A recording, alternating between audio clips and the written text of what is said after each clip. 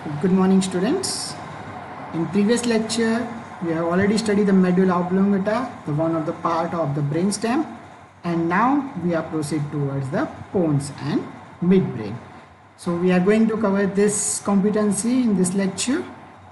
So ultimately, we are going to see the structure of pons and midbrain. So in this lecture, the transverse section at lower part of pons or transverse section at upper part of pons can be asked as a short note question, and same way the section at inferior colliculus and superior colliculus can be asked as a short note question. In addition, the red nucleus, substantia nigra and MLF can also be asked as a short note question, and sometimes that auditory pathway can be asked as a short note question. And the clinical anatomy relevant with the pons and midbrain can be asked as a viva question or can be a applied anatomy of as a full short note question. So as we know that the central nervous system is having two parts, the brain and spinal cord, and the brain will having a cerebrum, cerebellum and brain stem. Now this is in a anatomically part. If we see the developmentally, we have a forebrain, midbrain and hindbrain, and the hindbrain will include cerebellum, pons and medulla oblongata. So there is a difference in brain stem and hindbrain. So the brain stem, it is actually looks like a stem which holds the flower of our cerebrum. We know that it is having three parts from above downward. They are the midbrain, pons and medulla oblongata. Where it is located? It is located within the posterior cranial fossa. And this brainstem is continuous above with the diencephalon and cerebral hemisphere, and below it is continuous as a spinal cord. In addition, it is posterolaterally connected with the cerebellum by means of three peduncle.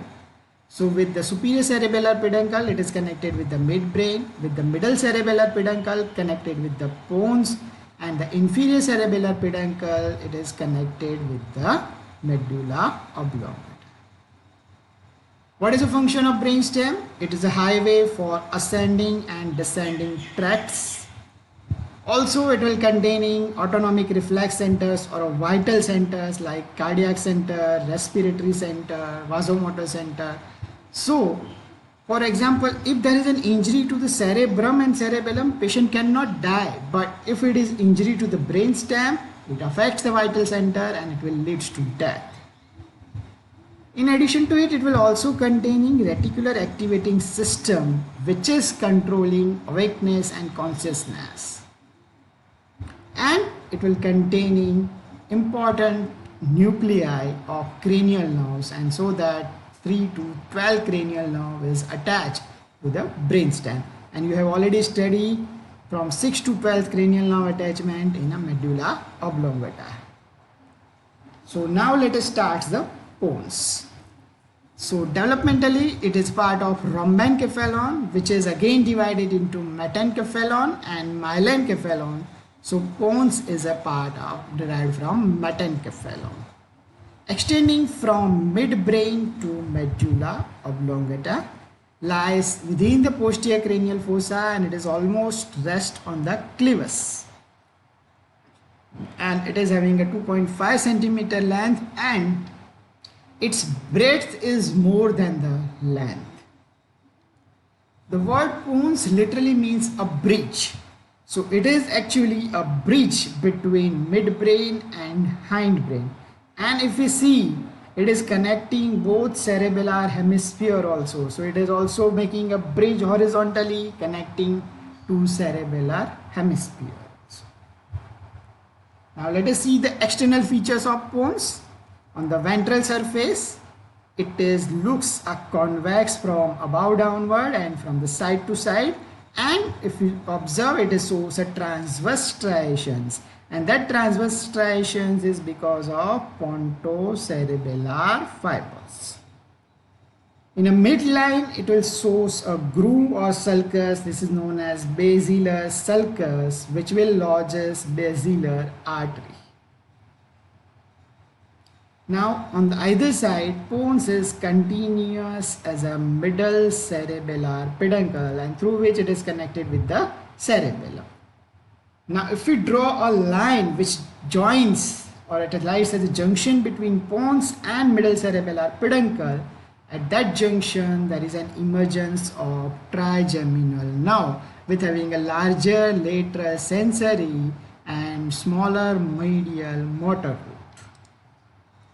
Now, if we see on the dorsal surface, it is covered by cerebellum and it is separated by the cavity of fourth ventricle.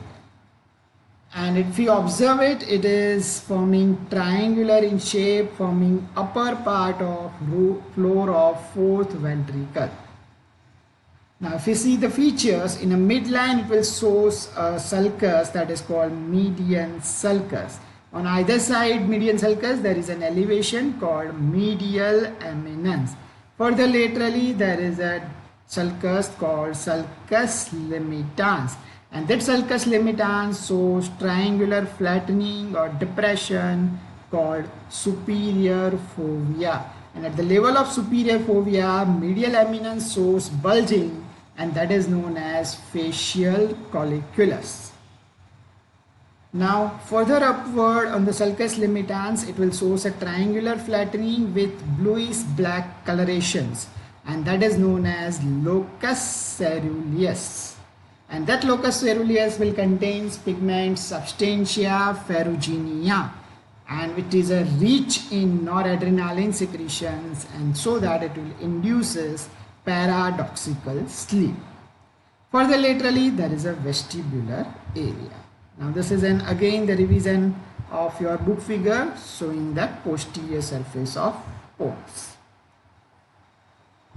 Now, if you see, pons is having an upper border or a superior border, and through which cerebral peduncle are attached here. So it is a junction of midbrain and pons, and this is related with superior cerebellar artery. While inferior border, it is demarcating the pontomedullary junction, and it is a site for attachment of 6th, 7th, 8th cranial nerve. In addition, this is also related with anterior inferior cerebellar artery. Now let us see the internal features of pons. So in the internal features, it will contain gray matter and white matter. If we see the gray matter, it is not regularly arranged, but it is having a scattered cranial nerve nuclei. While white matter will contain tracts which is continue above as a lemniscus. So structurally, if we see the pons, it is having a ventral part which is known as basilar part, and dorsal part or a tegmental part. And among all levels of pons, ventral part is remain uniform, while tegmental part shows of changes. So we study the pons internal features by various sections. So one section we'll see at the level of facial colliculus or a lower part, and another sections will be taking in the upper part of pons at the level of trigeminal nuclei. Now, this we have already learned in a separate lecture that in the spinal cord we have only general functional component, either somatic or visceral, afferent and efferent. While brainstem we have an addition of spatial component, that spatial visceral efferent and spatial visceral afferent, and in addition we have a spatial sense for spatial somatic afferent. So after knowing this fact, now let us start the internal features. As we know that each part of pons having a basilar part is uniform, but whenever there is any short note can be asked for transverse section at some level, we have to write basilar part also and tegmental part also. So this is an anterior part which is uniform throughout the pons, and it is continuous inferiorly as a pyramid of medulla oblongata, and on each side it is continuous as a middle cerebellar peduncle. Structurally, we can see that it is having a longitudinal fibers which is cut transversely, the transverse fibers which is seen as a longitudinal, and within that fibers we'll see a scattered pontine nuclei.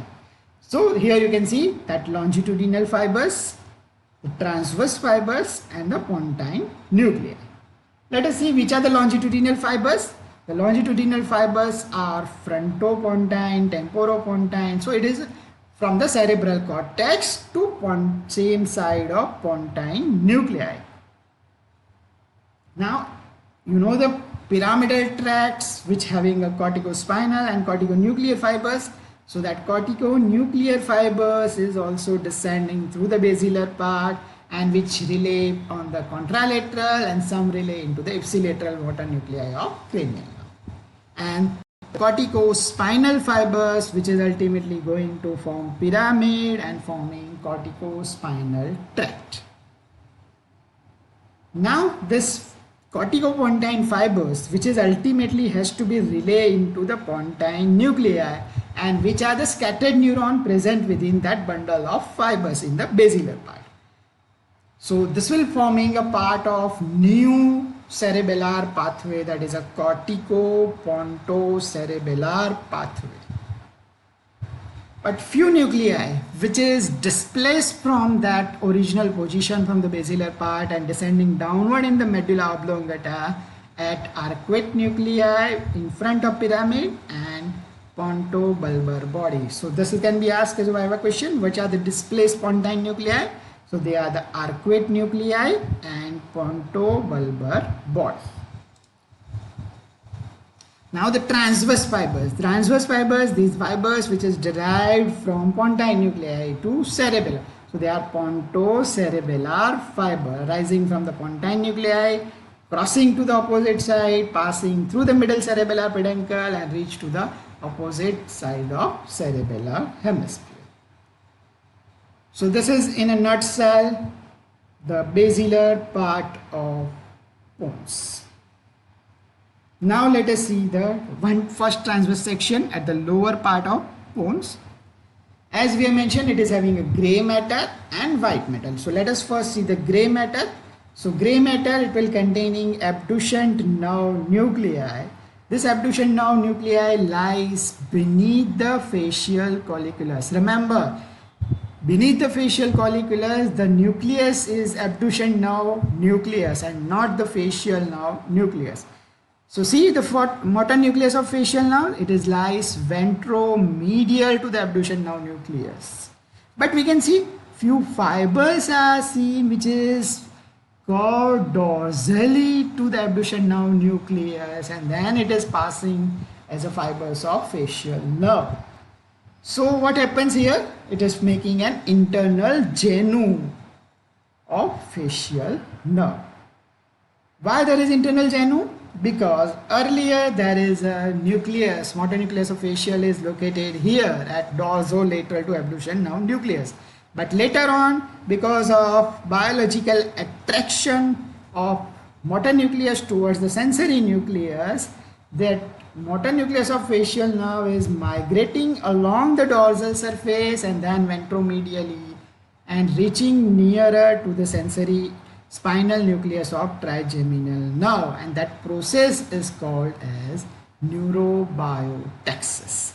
So remember, the neurobiotaxis can be asked as a viva question, and seen in the motor nucleus of facial nerve, and another nucleus is nucleus ambiguous. Now on nearer to the motor nucleus of facial nerve, we'll found two nuclei, superior salivatory nucleus and lacrimatory nucleus, and they both are having a preganglionic parasympathetic fibers. Superior salivatory nucleus for submandibular ganglion to supply salivary glands, while lacrimatory nucleus to pterygopalatine ganglion to supply the lacrimal gland. In addition, nucleus tractus solitarius, usually it is extending up to pontomedullary junction, and This will mainly having a taste sensation fibers, and facial nerve will carry taste sensation from the anterior to third part of tongue, which is ultimately relay into the nucleus tractus solitarius.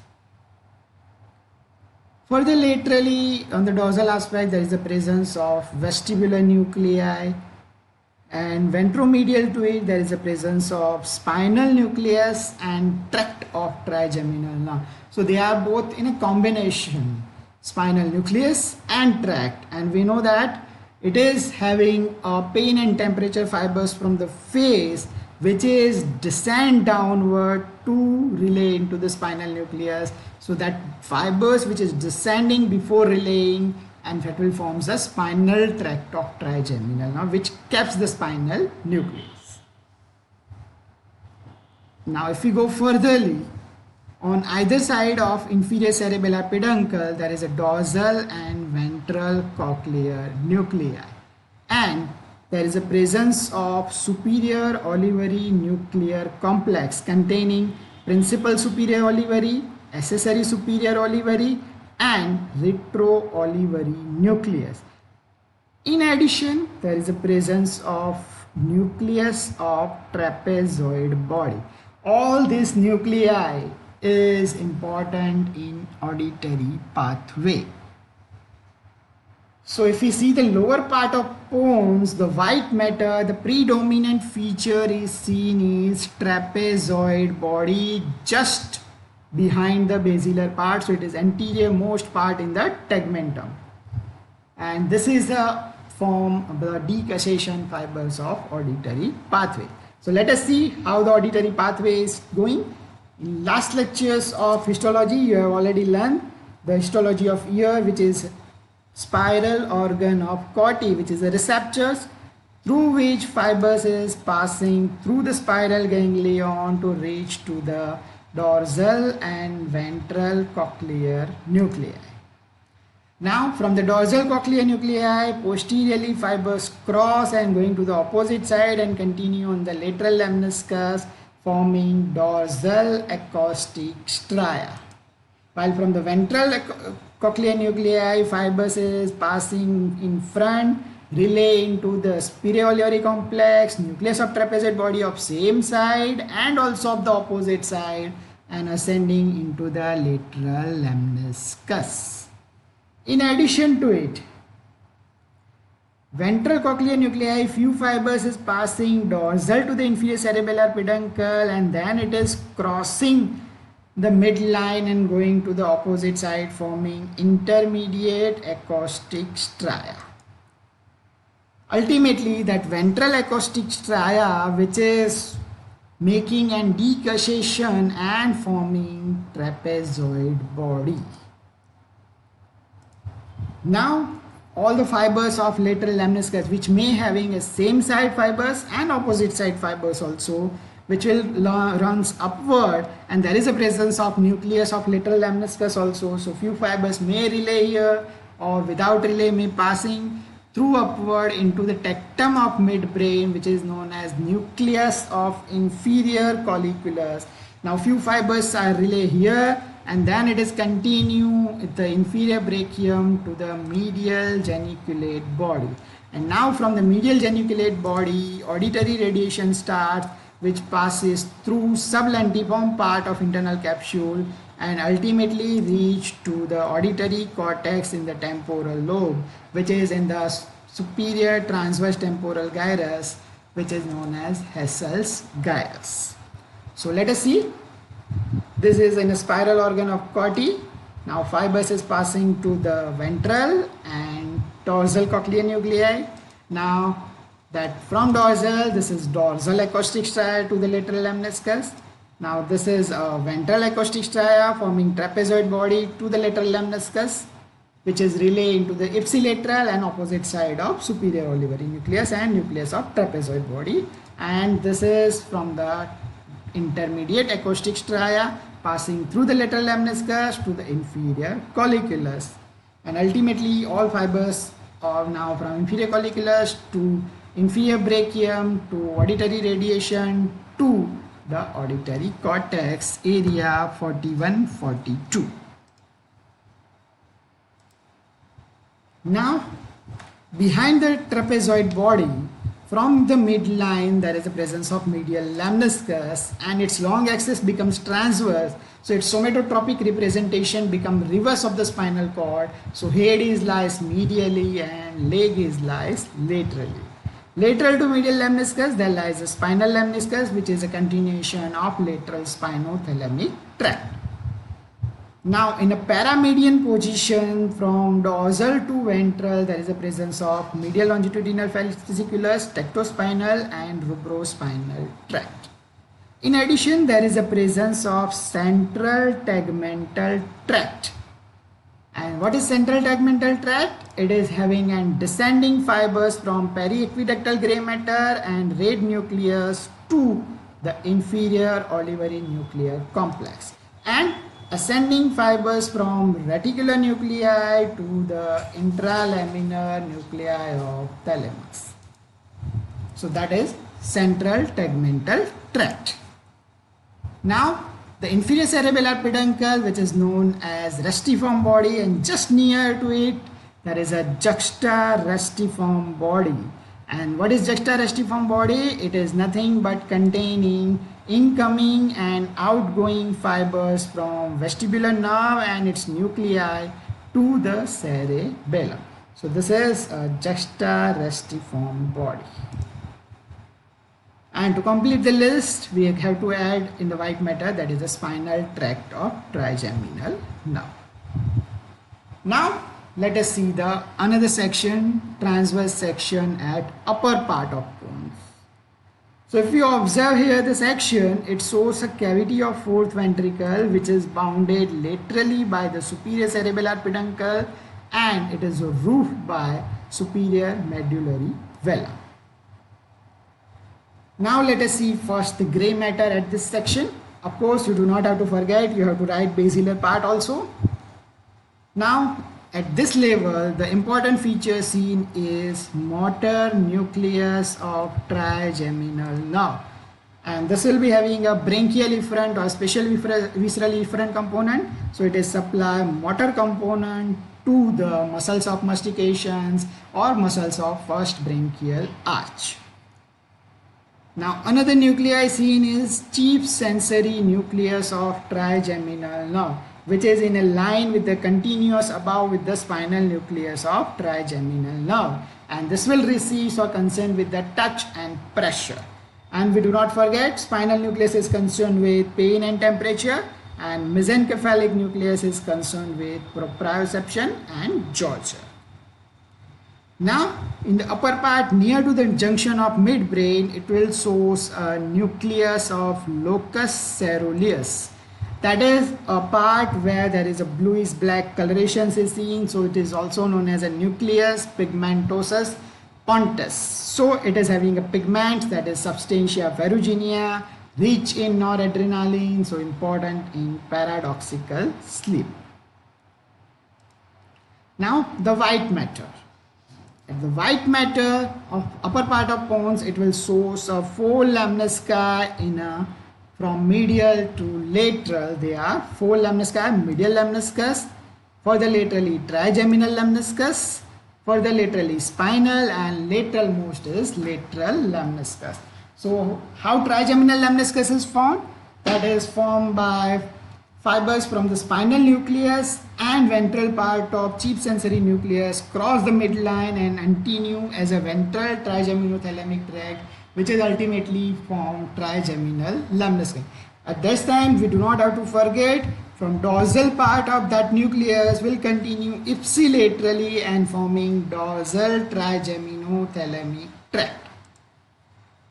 Spinal lemniscus further lateral to the trigeminal, and further lateral to spinal lemniscus there is the presence of lateral lemniscus, and we already formed from that auditory pathway. Now on the paramedian position from dorsal to medial, there is a presence of MLF, tectospinal and rubrospinal tract, and on the lateral aspect there is the presence of central tegmental tract. So that's all about the transverse section of Pons. Now let us see the blood supply of Pons. The pons is supplied by that pontine branches of basilar artery, which is forming median or paramedian and short circumferential branches, while anterior inferior cerebellar artery will providing the long circumferential branches, and at the upper border it is supplied by superior cerebellar artery. So now let us see the clinical anatomy or lesions of pons. The first one, that is a Millard-Gubler syndrome. It is also known as a medial inferior pontine syndrome.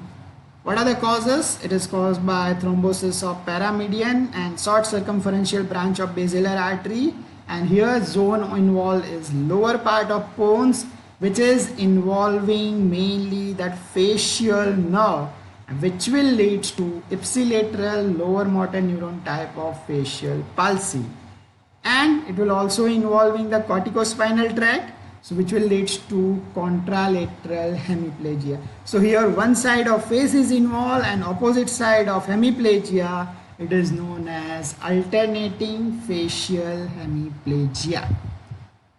The another syndrome, that is called Raymond syndrome. The lesion is same from the paramedian and short circumferential branches, but the structure here it is involved is abducent nerve is getting involved, so which will lead to ipsilateral medial squint and horizontal diplopia, and simultaneously corticospinal tract is involved, so it leads to contralateral hemiplegia. So one side of abducent and opposite side of hemiplegia, it is called alternating abducent hemiplegia, that is Raymond syndrome. Now if the lesions involves in the lateral part of mid-pons, that is involving the mainly long circumferential branches of anterior inferior cerebellar artery. So which are the structures involved? If it is involving that trigeminal nerve, that thing having a both sensory component and motor component. So there is a ipsilateral loss of general senses of face and forehead, and ipsilateral lower motor neuron paralysis of muscles of mastications or muscles of first branchial arch, while involving of the corticospinal tract of that basilar part will lead to contralateral hemiplegia. So here the trigeminal nerve involvement of the one side and hemiplegia of the opposite side, so it is known as alternating trigeminal hemiplegia. Now pontine hemorrhage that may involve the branches of basilar or anterior inferior cerebellar artery, which may lead to involvement of the structure like ocular sympathetic fibers is involved, which will lead to pinpoint pupil, because sympathetic fibers is lost, so parasympathetic dominant, which will lead to pinpoint pupil. Now also the connection with the hypothalamus is lost, so the heat regulating center connection is lost, so it will lead to hyperpyrexia, and the involvement of corticospinal and facial nerve nuclei will lead to bilateral paralysis of face and limb. So here you can remember pontine hemorrhage by 3P: pinpoint pupil, hyperpyrexia, and paralysis of face and limb. In addition to it, reticular formation also getting involved, and which will lead to deep coma in pontine hemorrhage patient.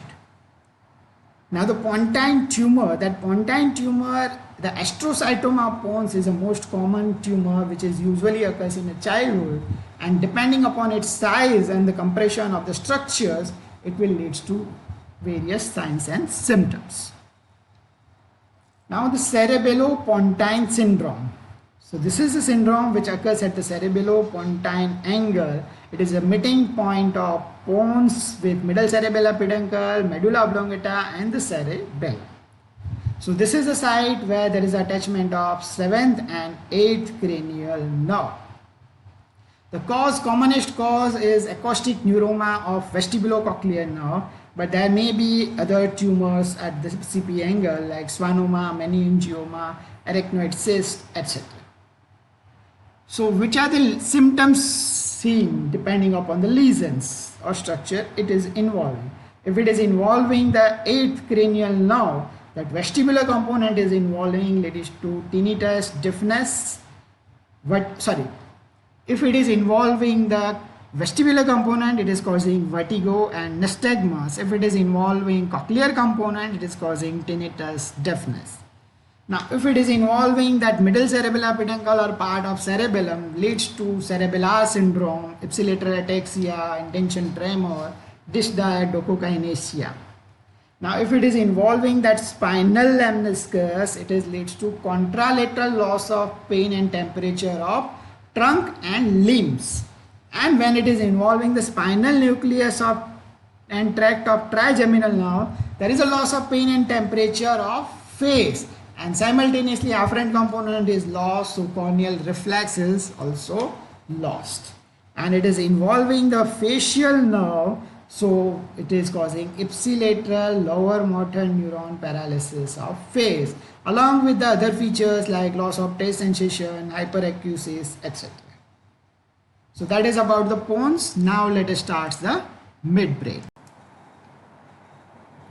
So the midbrain, which is also known as a mesencephalon, and its cavity is cerebral aqueduct or aqueduct of Sylvius, and is the shortest part of brainstem which connects hindbrain with the forebrain. So it is connecting the hindbrain with the forebrain. It is located in the tentorial notch. So it is passing through the tentorial notch, and it is around 2.5 centimeter long and width. It is related on each side by optic tract, parahippocampal gyrus, posterior cerebral artery, and basal vein. Anteriorly, it is related with the interpeduncular fossa and its content, while posteriorly it is related with splenium of corpus callosum, great cerebral vein, pineal gland, and pulvinar or a posterior end of thalamus.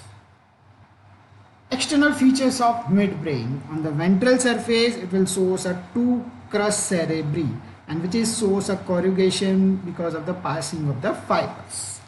And this will be crossed from above downward by optic tract, basal vein, posterior cerebral artery, superior cerebellar artery, and tinea montis. Now, from the ventral surface on medial side of the groove of crus cerebri, there is an emergent of third or cranial nerve or oculomotor nerve. While trochlear nerve, the only nerve which is arising from the dorsal aspect, and that is calls around the lateral side of the crus cerebri and come onto the anterior surface. And ultimately, these two nerves is passing between the two artery, posterior cerebral artery and superior cerebellar artery, so passing between the two artery, and ultimately it is enter into the cavernous venous sinus. And on the lateral side of crus cerebri, it will show a groove that is known as lateral sulcus. So from medial to lateral sulcus, there is an arrangement of substantia nigra. Now on the dorsal surface, it will show a four elevation, two superior colliculi and two inferior colliculi, and that is why it is known as corpora quadrigemina. And that corpora quadrigemina is separated by a cruciform sulcus. So if it traces that vertical limbs upward, it will show triangular depressions which will lodge a pineal body. And if it traces that cruciform sulcus downward, it will show a midline ridge called frenulum vellae, and on either side of the frenulum vellae, the trochlear nerve is arising after decussating its fibers into the superior medullary vela. And then it is winding around the crus cerebri and come onto the ventral surface. Now, if you observe that superior and inferior colliculi is connected with medial and lateral geniculate body by an brachium. So superior colliculus is connected with the lateral geniculate body by superior brachium, and inferior colliculus is connected with the medial geniculate body by inferior brachium. You will remember by IIM, inferior colliculus, inferior brachium to medial geniculate body. So the superior colliculus is concerned with visual reflex and inferior colliculus is concerned with the auditory reflex. Now interpeduncular fossa, where it is located? It is located in front or above the pons and between two crus cerebri. What are its boundary? Anteriorly it is formed by optic chiasma, anterolaterally optic tract, posterolaterally crus cerebri, and posteriorly it is formed by upper border of pons. What are the contents? From anterior to posterior it is having elevation tuber cinereum, within which there is an attachment of pituitary stalk forming infundibulum. Further posteriorly there is a two rounded elevation called mammillary body. Further posteriorly there is a sieve-like area called posterior perforated substance, and further posteriorly on the medial side sulcus of the crus cerebri there is emergence of oculomotor nerve. And remember, this posterior perforated substance is pierced by central branches of posterior cerebral artery and central branches of posterior communicating artery. Now remember this, interpeduncular fossa is not a part of midbrain. It is a part of hypothalamus. Now let us see the internal structure of midbrain. So it is having an internally cavity that is called cerebral aqueduct. Now if we pass an imaginary line at that cerebral aqueduct in the midline transversely, it will divide into posterior or dorsal part that is known as tectum, and ventral part is known as cerebral peduncle, and that cerebral peduncle is again divided into three parts from posterior to anterior, that is the tegmentum, substantia nigra, and crus cerebri. Now among with these three, substantia nigra and crus cerebri is the uniform seen on all the parts of midbrain, while tegmentum and tectum shows a variation at various levels. So we will study the midbrain by various sections at the level of inferior colliculus and at the level of superior colliculus. But before going to study, let us see that part which is uniformly seen at all the levels. So same as Pons, if any sections of midbrain can be asked, you have to write crus cerebri and substantia nigra also. So what is crus cerebri? Also known as a basis pedunculi. Where it is located? It is located into the tentorial notch, passing just behind the dorsum sella, and it will connecting that projection fibers from the cerebral cortex, which is continued as a corona radiata to internal capsule, two fibers passing into the crus cerebri, and then it is continued downward as basilar part to pyramidal tract. Now if we see the structure, it is having a middle two-third part which is having a corticospinal fibers and corticonuclear fibers, while medial 1/6 part which is having a frontopontine fibers and lateral 1/6 part which is having a temporopontine, paritopontine, and occipitopontine fibers. So here you can see in the middle two-third part which is having a corticospinal and corticonuclear fibers is passing, while the frontopontine fibers is passing through the medial 1/6, while temporo, parieto, and occipitopontine fibers from the lateral 1/6 part of the cerebri. The substantia nigra, this is also can be asked as a short note question. What is it? It is a pigmented band of gray matter. Where it is located? Between the crus cerebri and the tegmentum of midbrain. What is extend? It is extending from pons to the subthalamic region, and if you see on the transverse section, it is from medial sulcus to the lateral sulcus of crus cerebri. Now this substantia nigra, what are they having the characteristics? It is a curved sheet, so it is having a dorsal concave surface which is smooth and directed towards the tegmentum, while its ventral surface is convex and showing spiky projections which is indented into the crus cerebri. And if you observe it, it is somewhat thicker medially than the lateral part. Now this substantia nigra is divided into two parts, pars compacta and pars reticularis. Pars compacta lies on the dorsal side and it is having a more pigmented part, so which is rich in melanin pigment, and so it is a cell rich zone containing medial and small multipolar neurons, while pars reticularis is having a ventral part which is having a less pigmented part which is rich in iron in content and which is cell poor zone, so it is having a large multipolar neurons.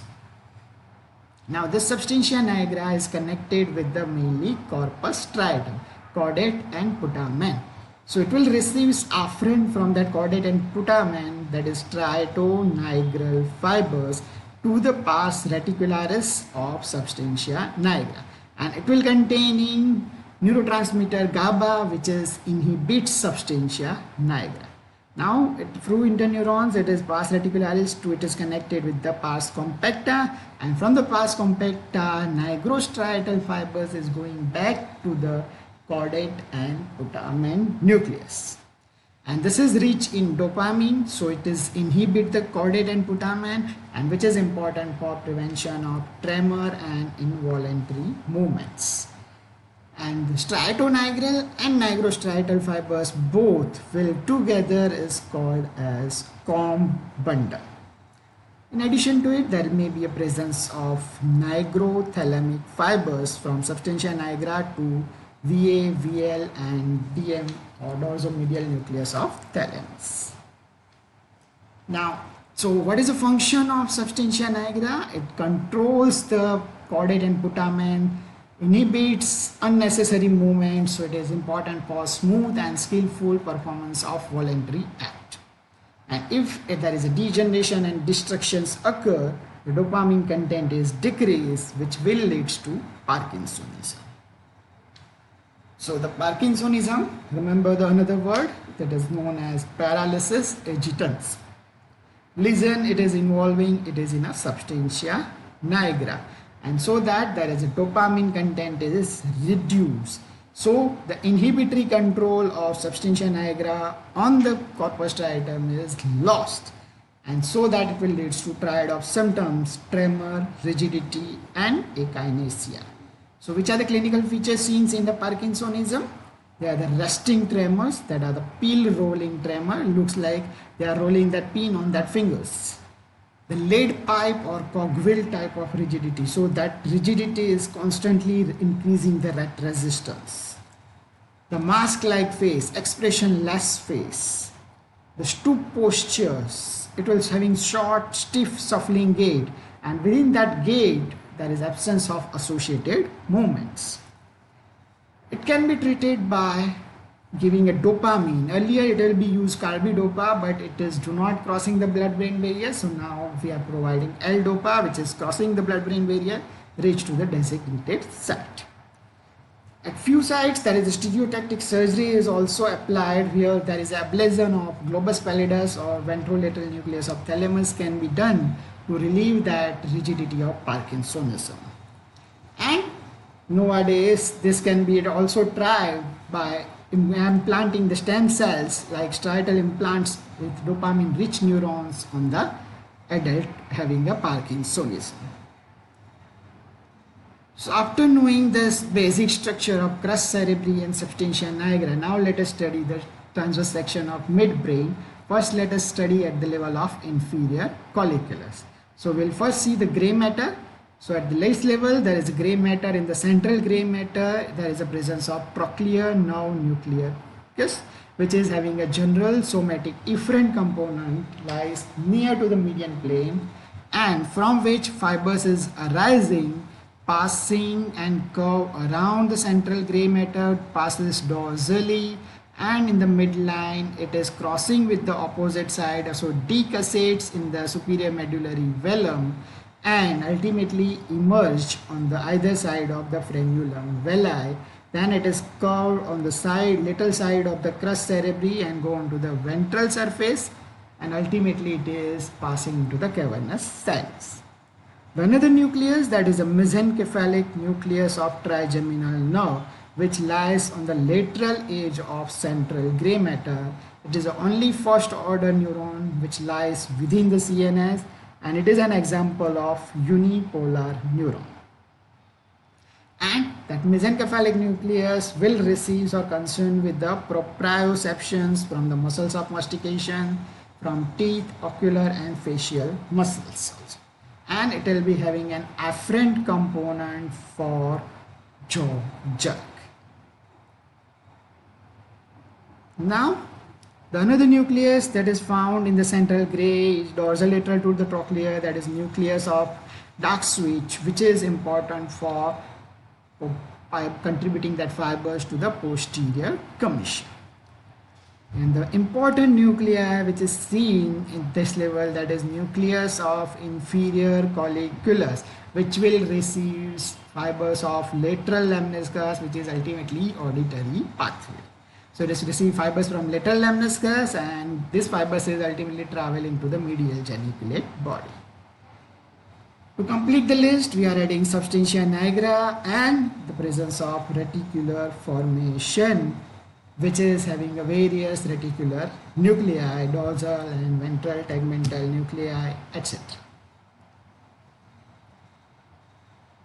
Now let us see the white matter of inferior midbrain at the level of inferior colliculus. So at this level we can see there is a decussation of superior cerebellar peduncle in a midline and the ventral part, and these are the nothing but the efferent fibers from the cerebellum, so which is having a cross ascending fibers from the cerebellum to the ventrolateral nucleus of thalamus or red nucleus of thalamus,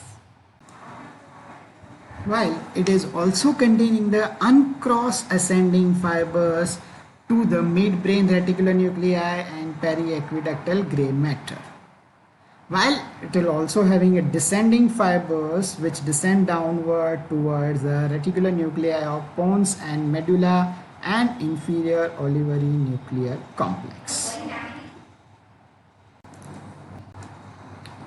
Another white matter fibers which is lies within the central gray matter ventrolateral to the aqueduct, that is dorsal longitudinal fasciculus of Schultz, which is nothing but the ascending and the descending fibers from hypothalamus and reticular nuclei to the general visceral efferent component, that is superior salivatory, inferior salivatory and dorsal nucleus of vagus, that dorsal longitudinal fasciculus, which is important in olfactory reflex pathway. What is it?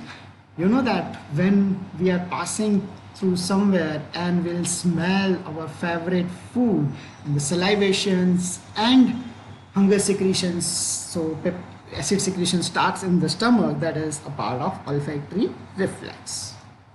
Now from anterior to posterior there is a necklace shaped arrangement, so they are arranged in a medial, trigeminal, spinal and lateral lemniscus, and that lateral lemniscus is almost near to the inferior colliculus, and that fibers is ultimately terminating into the inferior colliculus. In addition, the paramedian plane there is a presence of MLF, tectospinal and rubrospinal tract, and laterally there is a presence of central tegmental tract. And we do not have to forget there is a presence of dorsal trigeminothalamic tract, and it is nothing but fibers from the dorsal part of principal sensory nucleus of trigeminal nerve. Now the inferior colliculus. What is inferior colliculus? Where it is located? It is located on the tectum in the lower part of midbrain, dorsal surface. It is connecting to the medial geniculate body by the inferior brachium, and it is concerned with the auditory pathway. Structurally, it is having an ovoid central nucleus surrounded by superficial laminar cortex. So it is a relay nuclei of auditory pathway. Also, it is connected with the MLF, so it is important for auditory reflex and localization of source of sound, and important for turning the head towards the source of sound, because it is connected with the superior colliculus to the tectospinal tract to the various cranial nerve nuclei and MLF. So the inferior colliculus will receive afferent from the lateral lemniscus. Also, it will getting afferent from the opposite side of inferior colliculus through the commissural fibers. It is also connecting afferent from the medial geniculate body, and ultimately its major efferent is passing through the medial geniculate body to the auditory radiation to auditory cortex. It is also connected with the opposite side of inferior colliculus, so efferent fibers is given to the opposite inferior colliculus. Also, it is giving connected efferent to the superior colliculus, and through the superior colliculus, tectospinal tract and MLF through. It is important for maintaining audio-visual reflex. And it is also giving the fibers to tectocerebellar and efferent fibers going back to the cochlear nuclei and superior olivary nuclei. So this is having an efferent influence on the auditory pathway. Now the another section, the transverse section of midbrain at the level of superior colliculus. So first let us see the gray matter. In the lower part we have a trochlear nerve nuclear complex, and here we have a oculomotor nuclear complex which lies on the ventromedial part of central gray matter, and it will mutually lies on the V-shaped trough of medial longitudinal fascicles. And it is having a two component, general somatic efferent and general visceral efferent component. So it is that nuclear complex, so it is having a various nuclei. So lateral to medial, there is a dorsolateral nucleus for inferior rectus, intermediate nucleus for inferior oblique, ventromedial nucleus for medial rectus, caudal central nucleus for levator palpebris superioris, and median raphe nucleus for superior rectus. In addition, it will be having an Edinger-Westphal nucleus which lies rostral to the dorsolateral nucleus, and further rostrally its both side is united with each other, and it will be having an preganglionic parasympathetic fibers which is relayed into the ciliary ganglion to ultimately supplies ciliaris and sphincter pupillae muscle. So the oculomotor nerve fibers which is arising from oculomotor nuclear complex passing through the tegmentum and through the red nucleus, and ultimately it is emerged on the medial sulcus of crus cerebri, and ultimately it is rise on the ventral surface and passing through the superior cerebellar and posterior cerebral artery and ultimately enter into the cavernous venous sinus. The mesencephalic nucleus of trigeminal nerve retain its position same as the inferior level at lateral edge of central gray matter, and it also having a nucleus of superior colliculus on the tectum part. Rostrolateral to it there is a presence of pretectal nucleus, and ventrally just behind the substantia nigra there is a presence of red nucleus. So let us study that these three nuclei. Let us first see the superior colliculus. Can be sometimes asked as a short note question. Where it is located? It is located on the dorsal surface of midbrain at the tectum, the upper part. It will connect the lateral geniculate body by superior brachium. And submammalian vertebrates, it will act as an optic lobe, while in human it is having a 7 alternate layer of grey and white matter. What is the function? It is a reflex and integrating center for visual system. Also it is having a role in accommodation reflex and scanning movement in a visual field. because it's connected with the frontal eye field and occipital eye field. Also is important for protective closure of eyelids in very bright light. And it is important for audio-visual reflex by connecting with the MLF and inferior colliculus. So it is important for turn the head to eyes towards the source of sound. For example, when you are going somewhere and someone is calling from the behind, and you will turn your head towards that source of sound to see that who is calling, and that is audio-visual reflex. Now the superior colliculus, the connections, it is receives afferents from the retina, which is mainly having a contralateral half of visual field except the macula, and the representation is upper part is representation laterally and lower part is represented medially in the superior colliculus. Now from the colliculus, it is also receives fibers from the cortex, that is a corticotactile fibers, which is arising from area 18 and 19 and the frontal eye field area number 8, and which is important for conjugate eye movement, that is voluntary and involuntary both.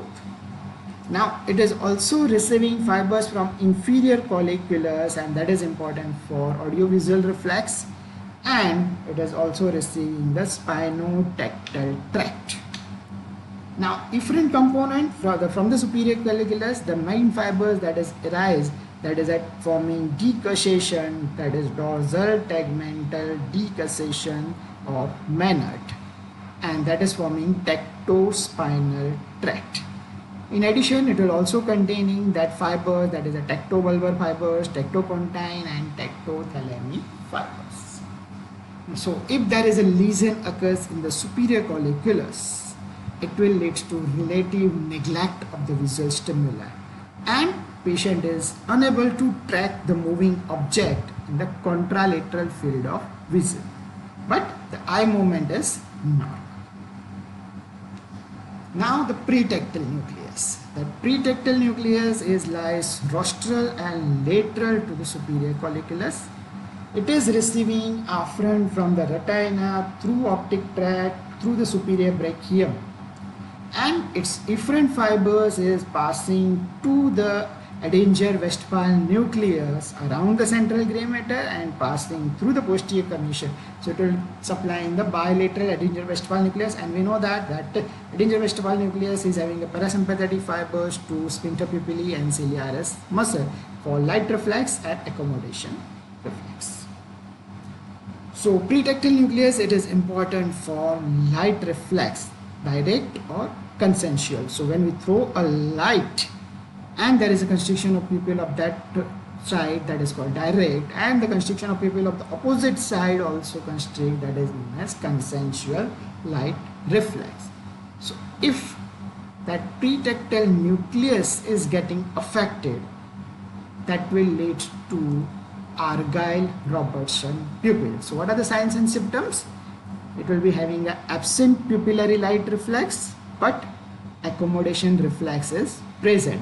So name itself says Argyll-Robertson pupil. So having accommodation reflex present, but symptom is pupillary reflex absent. So that's how you can remember Argyll-Robertson pupil. Now let us see the red nucleus. It is commonly asked as a short note question.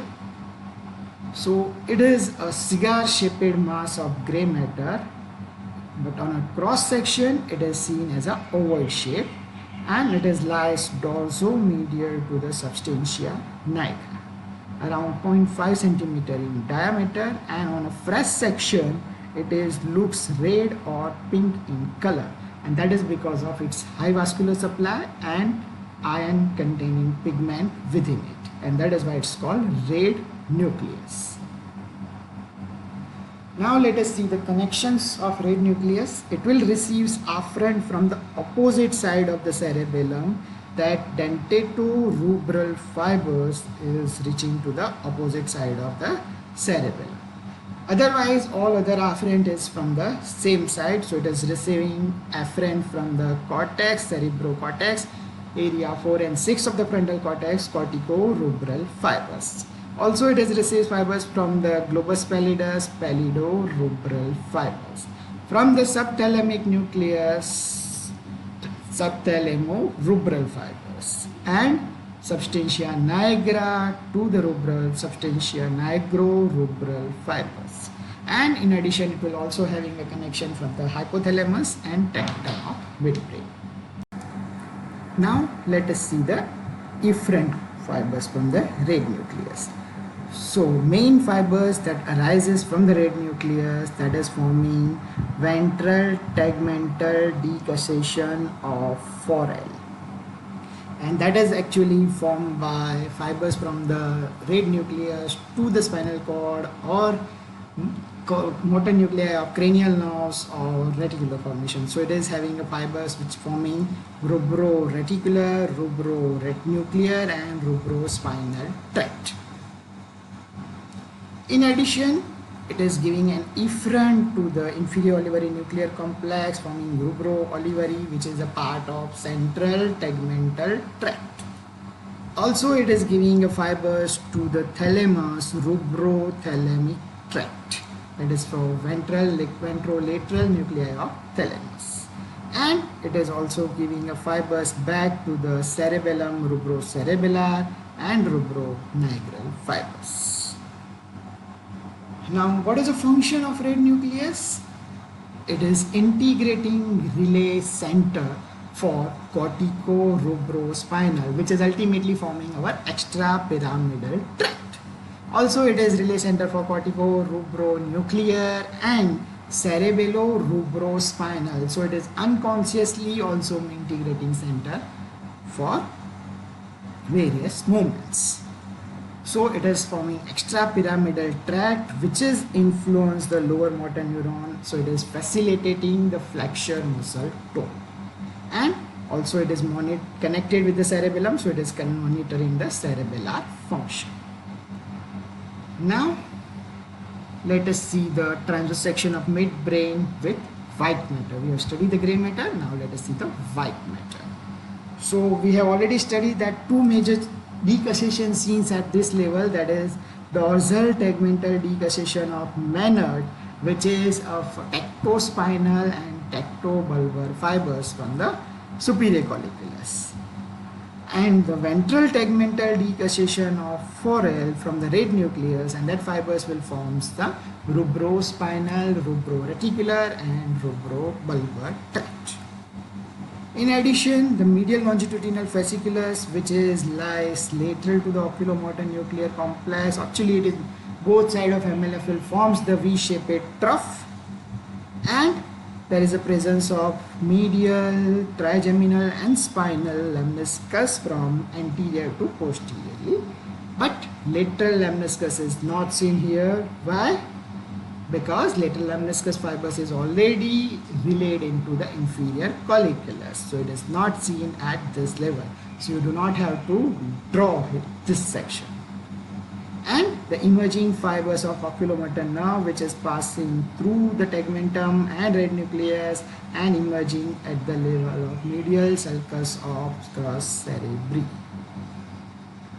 Now at this level, we have to understand what is medial longitudinal fasciculus, and this is also can be asked as a short note question also.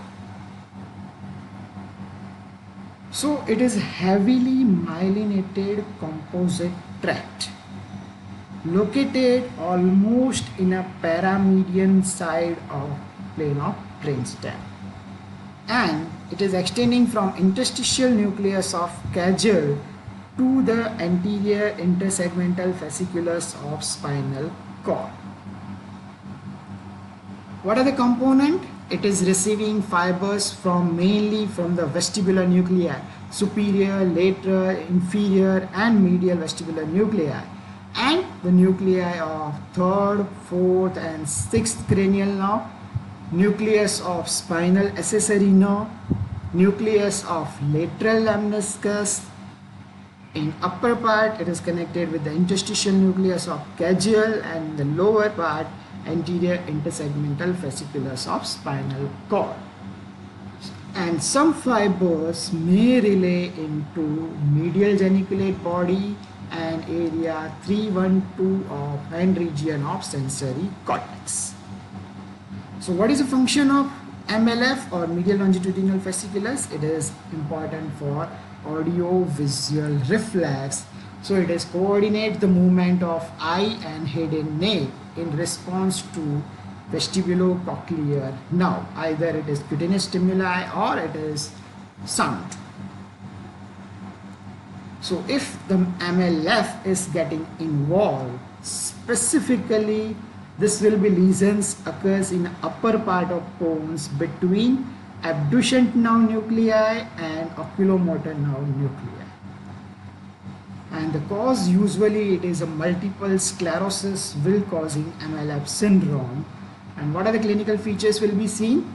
There is an isolated paralysis of medial rectus on attempting the lateral gaze, and this is on a same side. While on the contralateral side, there is a monoocular horizontal nystagmus while adducting the eye. So that is MLF syndrome. Now let us see the blood supply of midbrain. So midbrain, it is supplied by basilar artery. It is also supplied by posterior cerebral and superior cerebellar artery. And it is also supplied by branches from the posterior communicating artery and anterior choroidal artery. Now lesions of midbrain, the Weber's syndrome. What are the causes? The thrombosis of posterior cerebral artery, and the zone involved, that is the basal region of cerebral peduncle. What are the signs and symptoms? So this region is getting affected, so oculomotor nerve is getting affected, which will lead to same side ptosis because of affection of levator palpebrae superioris. Same side ipsilateral lateral squint because medial rectus is paralyzed, so lateral rectus is dominant, so it is causing lateral squint. And the parasympathetic component is getting involved, which will lead to ipsilateral pupil dilated and fixed because of the action of sphincter pupillae is lost. And ciliaris muscle is affected, so ipsilateral accommodation reflex is also lost. And the crus cerebri, cerebral peduncle is affected, so corticospinal tract is affected, leads to contralateral hemiplegia. And corticobulbar tract is involved, so there is a contralateral paralysis of lower part of face and tongue. So here one side of oculomotor and opposite side of hemiplegia, so it is alternating oculomotor hemiplegia. The Benedict syndrome. Here the zone involved is tegmentum of midbrain. So what are the symptoms? The oculomotor nerve is again it is affected, so it leads to ipsilateral lateral squint and ptosis. The medial lemniscus is affected, so contralateral loss of touch and proprioception is lost. Trigeminal and spinal lemniscus is affected, so contralateral loss of pain and temperature from whole body, face and limbs and trunk also.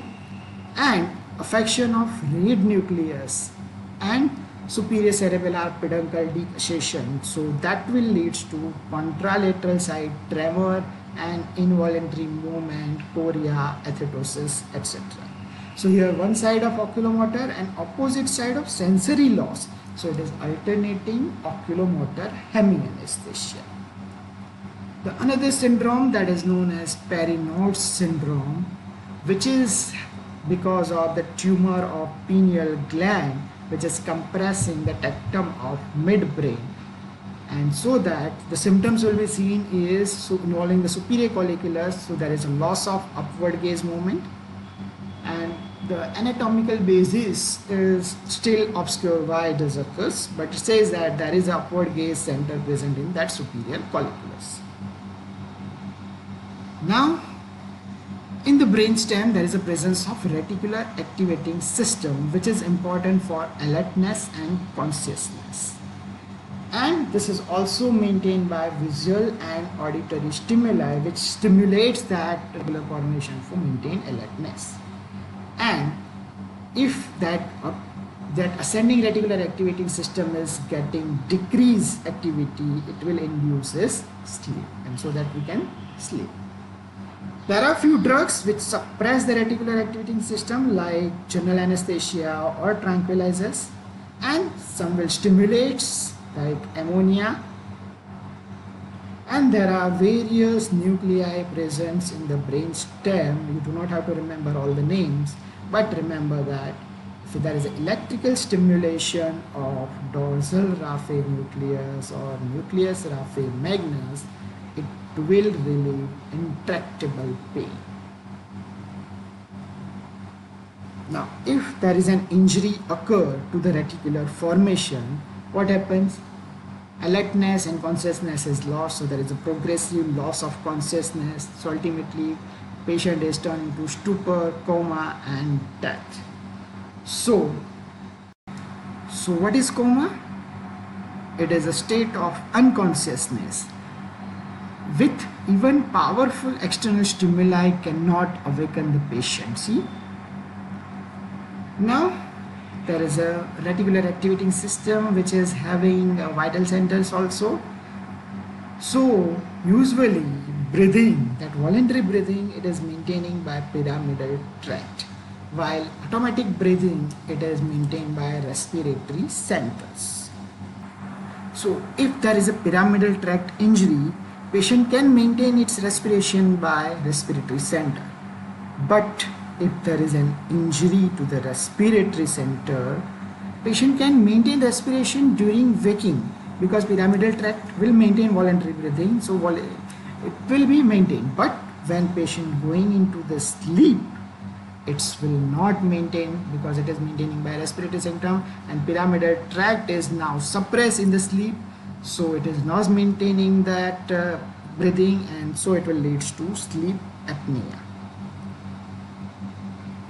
So that will be seen in a sudden infant death syndrome, where infant will not maintain respiration during sleep and found dead in the next morning, because there is a defect in the respiratory center in the medulla oblongata. Now let us see the brain death. So what is a death? Means persistence, loss of consciousness or coma due to disorders of arousal mechanism in brainstem and diencephalon, leads called brain death. And thus a diagnosis should be made on absence of brainstem reflexes, that is spontaneous respiration and various cranial nerve reflexes. But before declaring the brain death, what are the prerequisites? Patient should be in a deep coma, maintaining on the ventilator, and exclude the reversible causes like any drug injections or hypothermia or any electrolyte abnormality or metabolic or endocrine disorder. So we have to exclude these disorders, and patient is in a ventilator and in a deep coma, and then we have to see the various brainstem reflexes. So which are the brainstem reflexes we have to check, which is absent in a brain death patient. So there is a no pupillary light reflex. After throwing light, there is a no constriction of pupil. No corneal reflex. Usually when we touch the cornea, it will show a blinking, but this will be absent. There is a no vestibular ocular reflex. So when we irrigate the external acoustic canal with cold and warm saline, it will causing nystagmus. That is, on a cold it is opposite side, and on the warm it is the same side of nystagmus.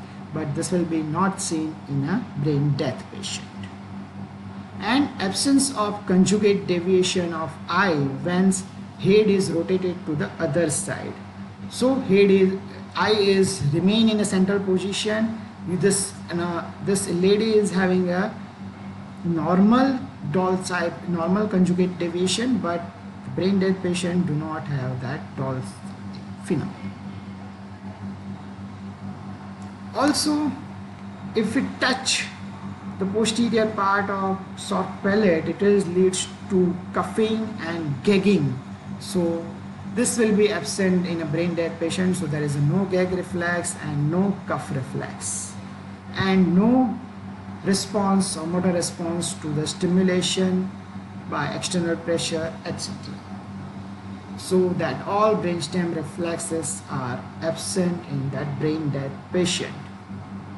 Now, there are other confirmatory tests also, that electroencephalography, and it is shows cerebral silence in a brain death patient. Also, we can confirm by cerebral angiography, which is shows that there is a no blood circulations is present. Also, this can be seen by transcranial Doppler also, and radioisotope brain scan. Here we can see the trace of radioisotope will be seen, while it is not seen in brain death patient.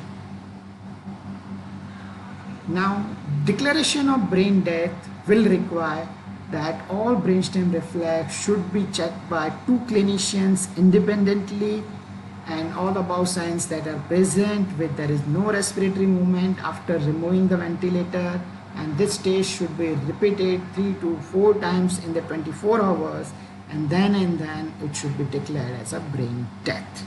Now, why we have to know the brain death?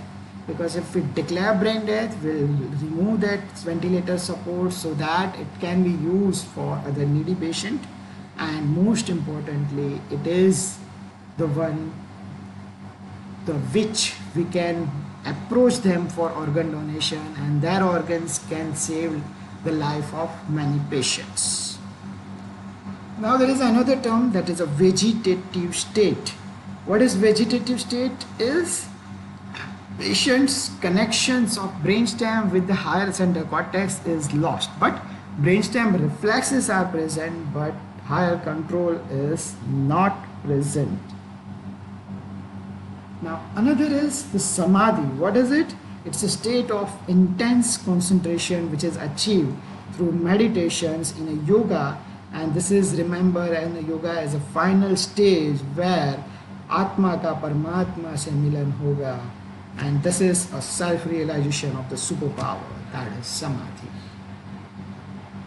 So in short, let us summarize the brainstem sections, how to remember, or how we can recapitulate that the section of medulla oblongata at the level of pyramidal decussation, you will remember by a crown section.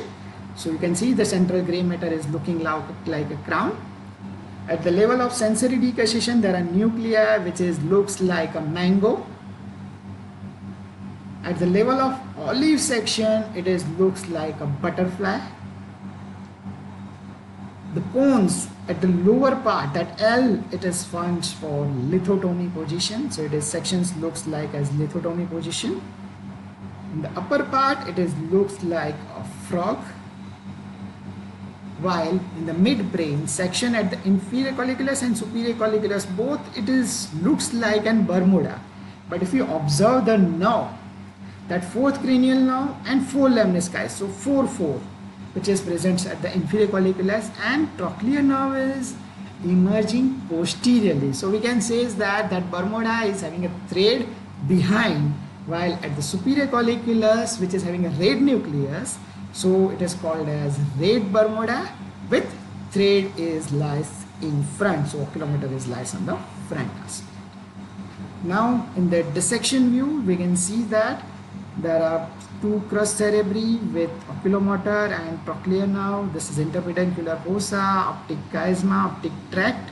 This is tuber cinereum with infundibulum, two mammillary body and posterior perforated substance. This is pons with trigeminal nerve, continue middle cerebellar peduncle. And these are the nerves attached at the pontomedullary junction, 6th, 7th and 8th cranial nerve.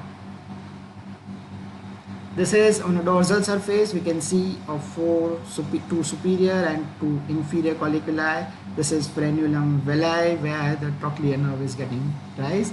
This is superior cerebellar peduncle, midline. This is superior medullary vellum, and this is an upper part of floor of fourth ventricle from the dorsal surface of pons. These are stria medullaris. This is median sulcus, and this is medial eminence showing facial colliculus, This is site of superior fovea, and this bluish black coloration, that is locus ceruleus. And this is, we can see that crus cerebri, which is continue above as internal capsule, corona radiata, to connected with the cerebral cortex. And this is in a transverse section of medulla. We can see that red nucleus and substantia nigra, which will be easily seen. So that's all for today. These are the list for commonly asked short note question and commonly asked short questions. Thank you.